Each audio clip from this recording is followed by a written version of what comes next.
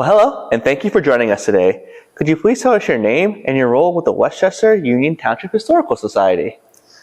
My name is Mary Jo Bicknell. I'm the president of the Westchester Union Township Historical Society. So, what is the Westchester Union Township Historical Society? What is it? We're a historical society that collects all the artifacts and information that we can acquire to show everybody our past history. And what is your mission? Our mission is to provide, well, we have a real short mission, saving Westchester's yesterday for Westchester's tomorrow. And so you mentioned you're in Westchester/Union Township. What communities do you cover? We cover just Westchester Township, all those different subdivisions and, because it's, 36 square miles of property. So anything that's ever happened in there, we try to cover. So could you name a few of those communities that happen to be within Westchester if people aren't familiar? Okay, so in the original, there was a lot of small villages, like Gano, Tylersville, Mauds, Port Union. I believe that's quite a bit of all of them. Is it Pisgah or Pisgah? Pisgah. I'm sorry I left them out. Like I said, I need my cheat sheet. No problem.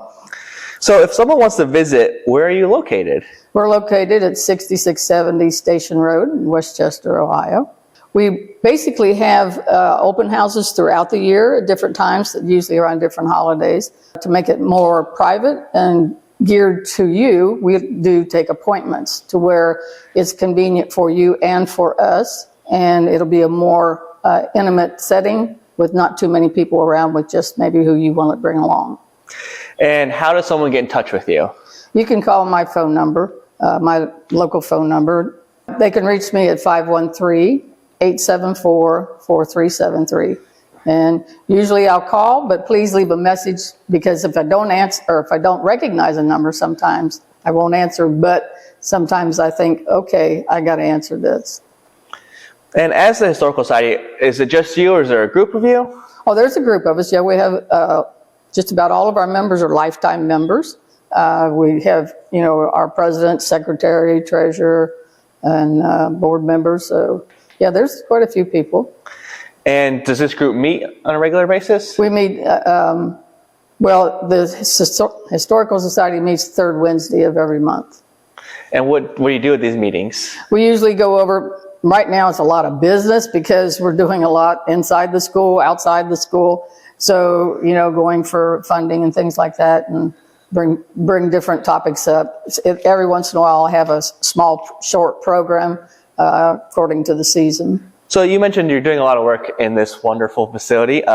So we are currently inside the Westchester History Center, formerly known as the Station Road Schoolhouse. Yes. Could you tell us a little bit how this Historical Society came to be here? Well, about 1999, this was a residence, and they approached the township, being as it was a two-room school, and asked the township, would you like to purchase this, because we would like to downsize. And so the township took it in consideration, so the township bought it with the idea that this would be a good place for the Historical Society. So at those times after they bought it, we had worked with them, because they took it all back to the original two-room schools, because it had been divided up in different rooms within the two rooms. And when did the Historical Society move in to the building? We purchased the building in January of 2019 and took immediate possession, so just started moving our artifacts from storage into the building. So what work or projects have been done since you moved in? Since we've moved in, my goodness, have we done a lot. We've had blinds put in that are UV protectant from our artifacts. Our outside basement door was very heavy, so we had that replaced with what they call a Dorothy door. So I refers to, I guess, Wizard of Oz. Dorothy had to go. So, but we've had that replaced. The barn, we had the roof of the barn is a metal roof. We had it recoated and new gutters put on that. We've had more outlets put into the electric. We've had new AC and furnace put in. We've got archival material to help protect our artifacts, our documents. We have our new sign that's out by close to the road. There was a leak in the ceiling behind me. That was fixed, and the leak that caused that damage came from the roof, so we had a small thing fixed on the roof, and the paint was matched, and it was all painted again. We had the flagpole put in, and so that was, most schools anywhere have the flagpole, so we thought that was a nice addition to that. The plaques from several one-room schools, we just had those mounted by an Eagle Scout this fall. Our beautiful interpretive pollinator garden has lots of artifacts in there. We've had a new ramp put in that makes things a lot easier and accessible for anyone with a walker or, that doesn't do steps. We've done a lot. Yeah, it just seems like a lot. Yeah, it is. So moving back to the inside, what exhibits are currently on display within the History Center? We have a lot of permanent displays. Usually we'll go with a seasonal thing, like we just finished Election Day, so we have old election materials for people to see who had run for office, and one of our proud of our township clerk, Pat Williams. She was very active, and she worked till she was like 89, and so she was in the township, and the first woman township clerk in our area. We have the permanent transportation display that takes in the types of transportations that went throughout our township. And so we had the railroad and the canal and the highways, 2 different highways coming through. So, and we have our veterans display. One case highlights 2 of the local veterans from our area. And I think folks can probably see it behind you, but you have a school set up? Yes, the one, with it being a 2-room school, we concentrate one room on just the school system that was in Westchester and Union Township. And the other room we dedicate to the township government and the businesses and things that were in the township area. That makes sense. So, do you have any future plans for the History Center? Future plans. Yes, future plans was because the windows in this building go to 1900. So they're not very energy efficient, and they need a lot of work right now. That's on our future to try for funding for that. The barn that we have that's on the same property needs re-sided and, cleaned up and made it more usable. So those are the 2 main big projects we're looking forward to. So you mentioned that there are a lot of old components to this building. Can you tell us a little bit more about the history of this building? I think it was the original Station Road Schoolhouse. Can you talk about that, when it was built, what the building went through? Originally, there was a 1-room school on this property in 1875. We acquired the property from Elizabeth Cox of the Cox Road family. We have a large 3 acres here. Most schools at that time, farmer would give them maybe a ½ acre if they got an acre. It was so we're very nice to have the property that we do have. That school apparently burnt somewhere around 1890s, 98, and that's when I suppose they assumed there was more population, so that they figured they must need a new 2-room school. So it opened and was finished built in early 1900. And then opened up then. And then when did it transition to a residence, do you know? 1917, okay. When the state came along where they said all 1-room schools should be consolidated and centralized. So most of all the 1-room schools were closed, and they had the horse and buggy that would transport the children, the school bus from farther away, to the Union Centralized School that used to be on Cincinnati-Dayton Road. So, and then after 1917, the property was sold to a local resident and created a home. Huh, interesting. So you mentioned a lot of the collections that are on display already. Mm-hmm. So doubtless that there are a plethora of other collections in possession of the Historical Society. I guess, Can you just name a few of your favorite collections rather than having to name all of them? Well, my favorite, I just, a few, you said a few of my favorite collections. Well, my wedding dresses, we just love the wedding dresses because they're from two different eras, 43 and 33. I just love those, and everybody just sees the type of difference that occurred in those years for those wedding dresses. Our veterans case, I just love the history. It concentrates on World War II and the ration coupons that they had. We have some ration coupons, and actually we came across a pouch just for ration coupons, ration coins. So those are two of my favorite things that we have here. And how do collections materials end up with the Westchester Historical Society normally? Well, normally a family member will contact us and say, Mom's gone, Dad's gone. We don't feel right. Like the uniform, our veterans uniform that we have, the family says, we don't want to let this go to just any place because it was our dad's, and he had World War II. So that's how we got that uniform, is the family comes to us because they feel a connection to that, but they don't know what to do with it. So there's a lot of history in practically every artifact we have here. Are there any past Westchester Historical Society members that you'd like to highlight? Sure. I think we need to highlight Pat Helsher. She was one of our first presidents, and she helped organize and bring together a lot of the local residents that thought we needed to save our history. And so she'd come in at a time, she was very, very interested in history, lifetime resident here for many years. And so she kind of set us up for that. And our second president, Jim Fearing, he was a historic architect. And so he was very instrumental in telling what is right, this is good, this is bad, don't do this. And he also had a lot to do with the VOA reconstruction of that to get it up to par. And there's so many others, like Virginia Shewalter. She wrote our township history.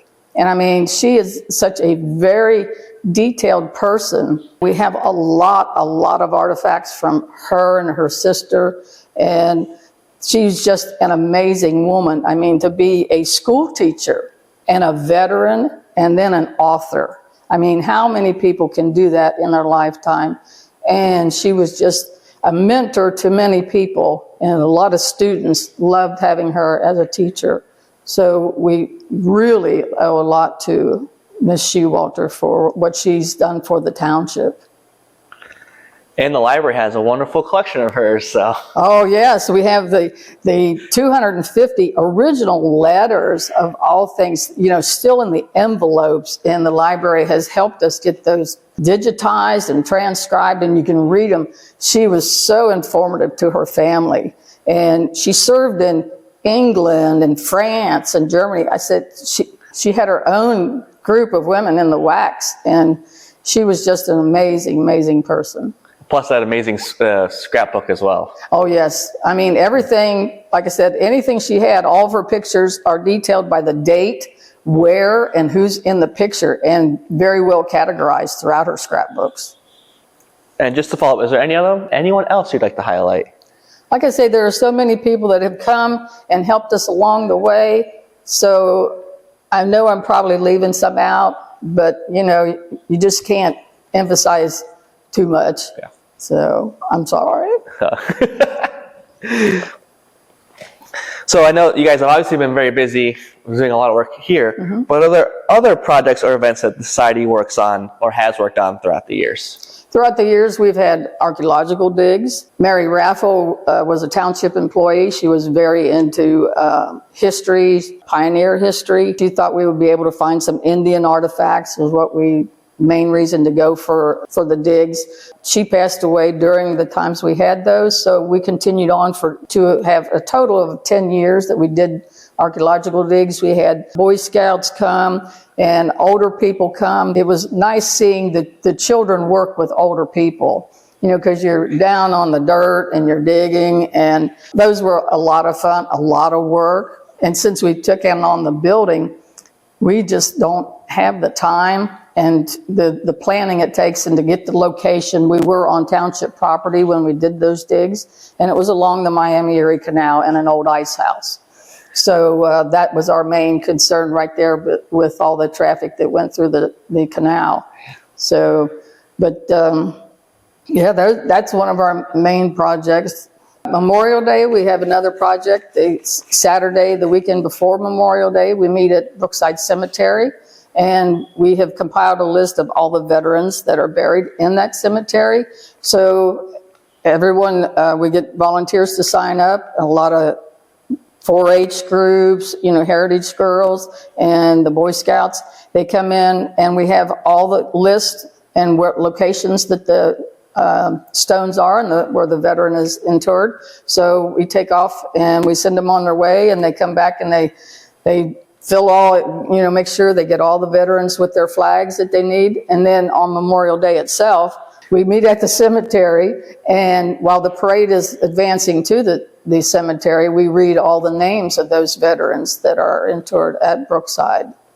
So we have work days probably a couple times a month throughout the spring and summer to try to get our stuff cataloged and get stuff in the right archival protection and cleaning and, just any odd things that need worked on. But usually by the time we get down to the fall, the weather's turning bad. There's a lot of things going on in schools and the holidays coming up. So we kind of slow down through the fall and very early months of the year. Well, that makes sense. What is your favorite memory associated with the Westchester Union Township Historical Society? I think some of the digs, because we'd started out with like 2 weeks. We would do this for 2 weeks, and the parents would drop their kids off at 9 o'clock in the morning and pick them up at 3. So you got used to the ones, like sometimes year after year, they would still come back. So you would know, the children and the adults. The adults were just wonderful, the way they teamed up with the kids, and the kids were so respectful. But then we broke it back down to, well, we're just going to do a week. And so that was a lot of fun. And just meeting the people that donate and hear their story, and why they think this should be saved. So those are some of the exciting things that I look forward to. So anyone familiar with the area knows that Westchester/Union Township has grown and changed dramatically in the past 30 years or so, we'll say. Can you talk about that transformation and growth a little bit? It was slow, but then all of a sudden it's got real rapid. It's just like you just couldn't stop it. Like I always say, you don't have to move to get your address changed, because they changed some of the names of the roads, but your house is still on the same spot. So, but like and people that come back to the area say, we get lost, because some people just go by like, oh, I know that old house used to sit there, and like, well, now I don't know where to turn because it's gone, or they changed the name of something. But I mean, of course, the traffic is tremendous. Before, you would not see anybody go past your house for 2 or 3 hours, and it'd be the neighbor coming home. So yeah, there's just been so many changes with the highways and all the huge factories coming into the area. Okay, so now I'm going to move on to some questions about you, Mary Jo. Oh, well, that's okay. So, how did you get involved with the Westchester Historical Society originally? Well, my mother and father was some of the very first people that helped start the Historical Society. I've always been interested in history, so I would come to some of the meetings, but during the time that I was raising my family and that, I wasn't quite as involved until they were out of college and on with their family lives. And so my father was unable to drive my mother, so I was elected to be the transportation person. So I would take her and got more involved in it. And then they seen, you're coming a lot, so why don't you be our secretary? Because now we got an opening for a secretary. So I volunteered to be the secretary. And then when Mr. Fearing decided that his business, he had his own architectural business, was more demanding, him and some others talked me into becoming the president of the Historical Society. So you mentioned that your parents were part of the original historically. Were you born in Westchester/Union Township? Well, I was born in Butler County. I was born in Hamilton. We didn't have any hospitals around here, so you had to go to Hamilton or Cincinnati for just about everything. So, I am original to the township for all but about 18 months. So what was it like growing up around here? Oh, well, like I said, it was if you needed something, the community was always there to help you out. Your neighbors were your best friends, and like you play in the street kickball. We didn't have parks because a lot of places had a lot of ground to them. They were just small, areas. And so you would play kickball, and every once in a while a car would come by, so you have to stop, because you're out in the middle of the road. Now you can't even cross the road to get to the mailbox. But the school had a lot of activities with it. We would have a big carnival, they would call it, Union Elementary, and so there would be rides, and then you'd have a cakewalk inside the building, or dunk for apples, and a lot of the businesses would donate things, and then they have like a little raffle, and then your church was always where you could go for more entertainment, and youth groups and 4-H groups and FFA groups and things like that. So where did you go grocery shopping or shopping for? Well, like I said, a lot of times you had to go to Hamilton or to Sharonville. A lot of business was done in Sharonville because it's very close, just down Cincinnati-Dayton Road. So that's where they did. Shopping, I don't remember doing a whole lot of shopping as a younger person, but as I grew into my teen years, Tri-County Mall was put up. And so that was a big draw because because I believe when my first prom dress, we had to go downtown Cincinnati to find it. So, but with Tri-County Mall, everybody loved it, and I still hate to see that it's coming down because I don't know who likes to shop in the hot weather and the sleet and snow in these open malls, because the malls offered more than just sales, because a lot of heart patients would walk. They had that all mapped out, how many feet they went or how long, and then they would meet and have coffee in the malls, and now you got to go outside to all this stuff. What school did you go to? Well, I went to Union School, which was the original Westchester Central or Union Centralized School. They had 8 grades there, and then I went on to Lakota High School and graduated from Lakota High School. Did you have any favorite restaurants that you used to go to when you were growing up? Or there wasn't really too many restaurants around here. There was a little truck stop down in Maud, but that wasn't high living. Most of the time we would go to Hamilton to a restaurant called Carter's. It was very similar to Big Boy. They had seating that you could go in and seat, or you could sit out in the car and they would bring it out to your car. Down in Reading, there was a White Castle that I seemed to love when I was a child, but you had to go all the way to Reading to get that. So those basically are the only 2 restaurants that I ever believe, because we didn't go out to eat a lot, So, moving on more toward the present now, can you tell us a little bit about your home? Because if I recall correctly, it sits on or near the remains of the Miami-Erie Canal, correct? Yes, that's correct. For some reason, my father had property out in front of where the canal went through, and he always liked to acquire land. He says they're not making any more land, so if you want some, you better get it now. So he did buy that property. So there was a home down there that was considered the lockkeeper's house. My husband and I decided, well, there's like 4 acres here, and my husband likes horses, so we moved in there. And eventually, the canal lock is still standing there. It's in fairly good shape.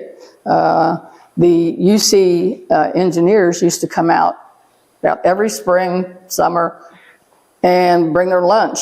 And they would be all over that canal lock, measuring it to compare it to the drawings and that. But that's where I eventually bought the property from my father. And the lockkeeper's house was not something to be wanting to stay in. So we had another home built, and the towpath is our driveway. So, and we sit pretty far back off the road. That is so cool, though. So, yeah, I mean, like I said, I asked one of my lifetime members, he's on the Canal Society, and I said, how many people do you think came through here? And he looked into it, he said, probably 1 million people. And like I said, going both ways. And it was only originally supposed to go as far as Dayton. Correct. And opened 1825. Yep. And like I said, for this canal lock to last, over 150 years. That's right. And you can still see, where the gates were hung. We would love to have a set of gates, but that's kind of impossible to build something like that. But it really stays right. All the dimensions, and it's what those engineers, learning engineers, were amazed at, and most of their professors in that. But that's the proper. And along with the canal, there used to be a paper mill on the other side. Do you know what paper mill? Fox Paper Company. And they had several there was another Fox Paper Company at Crescentville Road. That was only about 1.5 miles, 2 miles away from us. The whole one side of the road was houses for the workers to live in. And they rented homes from the paper company and just have to walk across the street to go to work. So, but it caught fire and burned down in the 1940s. Okay, just the last couple of questions for you. Okay. Are you involved with any other cultural heritage organizations? Yes, I'm on the board of CHAPS, Citizens for Historic and Preservation Services.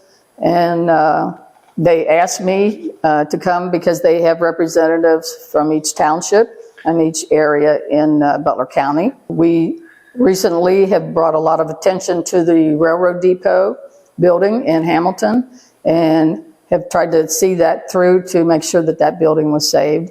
And we meet and keep an eye on all other historic buildings or things throughout the county and try to bring attention to why these buildings should be saved and what future uses they could be used for. So that's what I've been involved with the CHAPS organization. Is there anything else you'd like to add? I'd like to add that we have all the documents, not all documents, but the documents that we do have and the facts that we have just gives us an outline of what the township was like. What we really need is your story. You're getting my story, so I need the stories from the residents that are here, have been here, so we can get a feel of what the community was really like. So that's what I strive for, is their story.